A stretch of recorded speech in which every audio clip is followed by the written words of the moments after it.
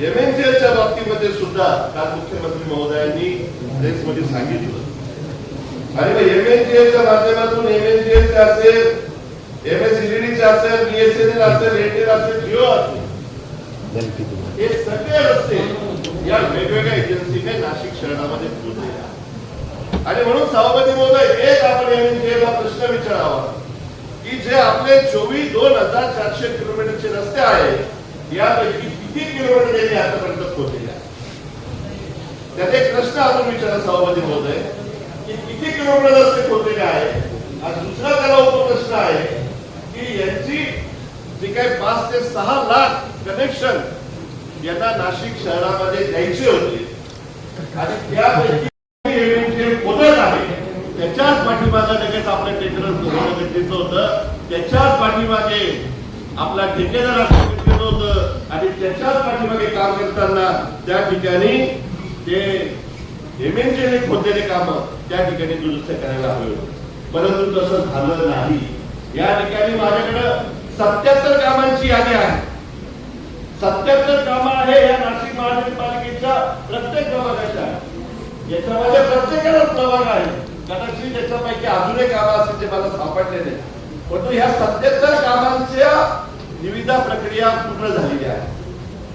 या 77 कामांची निविदा प्रक्रिया होऊन L1 कोण आहे, L2 कोण आहे हेही कळालेलं आहे. या 77 कामांच्या ज्या काही स्थायी समिती ठराव असतील हे ठराव सुद्धा आपण संबंधित विभागाला सभापती महोदय दिलेले आहे.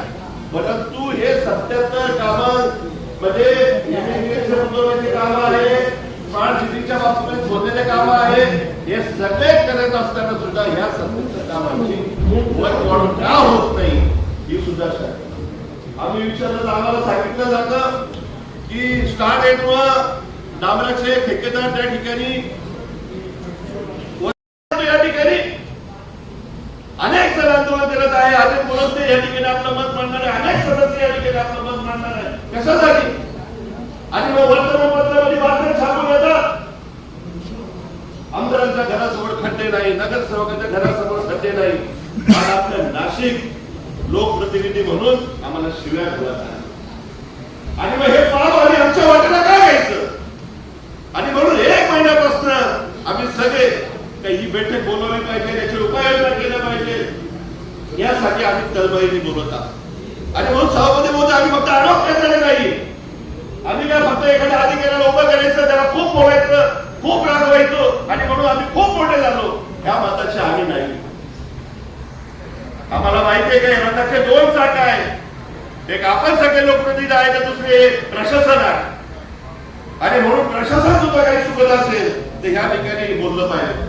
आणि म्हणून पावसाळ्यामध्ये सभापती महोदय वॉटर बेस कोल्ड मिक्सचा या ठिकाणी वापर केला पाहिजे. या बाबतीत आयुक्त महोदयांनी सुद्धा सकारात्मक भूमिका घेतली होती आणि गिरीश भाऊ महाजनांनी सुद्धा तुंबा या ठिकाणी सांगितलं होतं. परंतु दुर्दैवाने सभापती महोदय 11/10/2025 ला कोल्ड मिक्सचं या ठिकाणी निविदा प्रक्रिया राबवण्यात आली होती. म्हणजे जवळपास आता 1 वर्ष पूर्ण होईल, 10व्या महिन्यात आहे का ज्या ठिकाणी खड्डे होतात, ज्या खड्ड्यामध्ये पाणी जातं, त्या पाणी म्हणजे आपलं हॉटमिक्स झाकं टाकलं तर ते टिकू शकत नाही. आणि म्हणून कोल्ड मिक्सचा वापर झाला पाहिजे, त्याला वॉटर बेस असलं पाहिजे आणि म्हणून निविदा प्रक्रिया राबवली. परंतु या ठिकाणी खेळाने सांगावं लागतं, काही अधिकारी अग्रवाल साहेबांचं नाही सांगत आहे.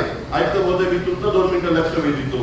वॉटर बेसच्या बाबतीमध्ये काही अधिकारी सांगतात, इंजिनियर लोक की आपली हॉट मिक्स प्लांटची किंवा डांबर सप्लाय करणाऱ्यांची आपली लाईन आहे. कसली लाईन आहे मला माहित नाही, आपली त्यांची लाईन आहे, त्यांनाच काम दिलं पाहिजे. कोल्ड मिक्सला काम देता येणार नाही कारण त्याची आपली लाईन नाही, कारण त्याचे कॉन्ट्रॅक्टर आपल्या ओळखीचे. अरे काय उत्तर ऐकतो मध्ये हे उत्तर आहे. कोल्ड मिक्सचा वापर करावा हे गिरीश भाऊंनी सांगितलं, मुंबई मंत्र्यांनी सांगितलं, अनेक ठिकाणी वापर होत आहे. अनेक देशाच्या अनेक वेगवेगळ्या ठिकाणी पावसाची जास्त याच्यामध्ये पाऊस पडतो त्या ठिकाणी वापर होत आहे. परंतु 1 वर्ष झालं, 1 वर्षापासून आपण त्याचा वापर करत नाही, निविदा खोलत नाहीये. आणि आता परवा जेव्हा या ठिकाणी मंत्री महोदयांनी सांगितलं तेव्हा वापरायला लागले, परंतु ते सुद्धा त्या ठेकेदाराची मेहरबानी मी म्हणत वर्क ऑर्डर नाही काय नाही तरी ते देत आहे, पण तो याचा सुद्धा अवलंब केला पाहिजे. सभापती महोदय, आपण बजेटच्या बाबतीमध्ये स्थायी समितीने बजेट केला, महासमिती बजेट केला, आपण फायदे होत नाही मान्य करतो, आपल्याकडे पैसे नाही. आयुक्त महोदय, तुम्ही स्थायी समितीचं बजेटचे काम घेत नाही मान्य आहे आम्हाला, तुमच्या बजेटचे तर काम झाले पाहिजे. तुम्ही जे बजेटमध्ये तरतूद केली ज्या नगरसेवक निधी जो आम्हाला दिला त्याच्याला फायली केल्या पाहिजे. या ठिकाणी आम्ही रंजन साहेब आहे, त्यांना विचारा, मी त्यांच्याकडे किती चक्रा मारल्या. नगरसेवक निधीची फाईल आहे सभापती महोदय, नगरसेवक निधीची फाईल गेली, ऑडिटने सांगितलं का त्याच्या 40 लाख रुपये तुम्ही वेगळ्या कामात केलेले आहे, तुम्ही ती दुरुस्ती करून आणा. परत डिपार्टमेंटला फाईल गेली आणि पुन्हा त्याचं पत्र दिलं, पुन्हा इन्स्ट्रुमेंट चेंज झाले, पुन्हा इन्स्ट्रुमेंट चेंज झालं, ती रक्कम कमी केली. रक्कम कमी केल्यानंतर 36/3 वापर आम्हाला करू देऊ नका. 36/3 या कायद्याचा आम्हाला वापर करायचा नाहीये अधिकाऱ्यांसाठी. आम्ही काय तुम्ही आमच्या दुश्मन आहे, आम्ही तुमच्या दुश्मन नाही, परंतु हा कायद्याचा वापर करून आम्हाला कुठल्याही अधिकाऱ्याला अविश्वासाचा खडा आणायचा नाही.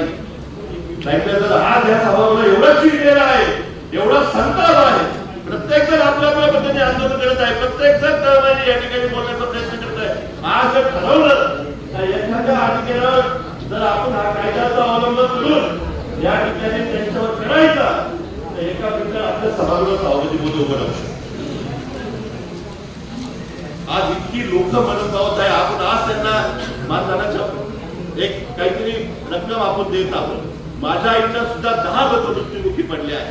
आम्ही कधी त्याचं भांडवल केलं नाही, त्याचं कधी राजकारण केलं नाही, तर आम्ही कोणी मेलेल्या माणसाच्या टाळवरचं लोणी खाणारे कार्यकर्ते नाही आहोत. ज्याला गरज आहे त्याच्यासाठी त्याच्या पाठीशी उभे राहणारे कार्यकर्ते आहोत. आणि म्हणून सभापती महोदय, मी आपला वेळ घेणार नाही, या ठिकाणी आमच्या घटनेचं